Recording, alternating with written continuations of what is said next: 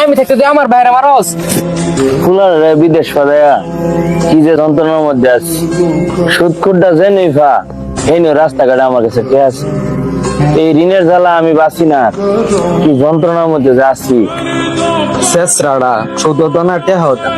এ করিম ভাই বাড়িতে আছেন নাকি? এই কাম তো হয়েছে রে, সুদের তেল লাগে বুঝছি।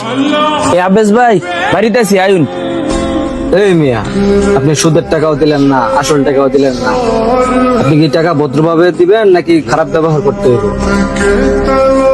প্রত্যেক মাসে তো আপনার টেয়া ঠিকটা আমি দিছি, সুদের টেয়া। এখন 3 মাস ধরে একটা সমস্যা হয়েছে, আপনার ব্যবহার খারাপ করতে হবে মানে আপনার টেয়া টাইম টু টাইম দিয়ে আমু। আপনার ল্যাঙ্গুয়েজ ঠিক করেন। এ বেটা সরেন টিকা, এ বেটা ল্যাঙ্গুয়েজ ঠিক কর মামানি।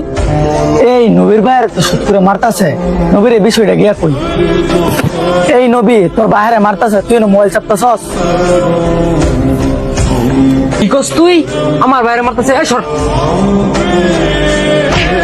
আমি থাকতে তুই আমার বাইরে মারস।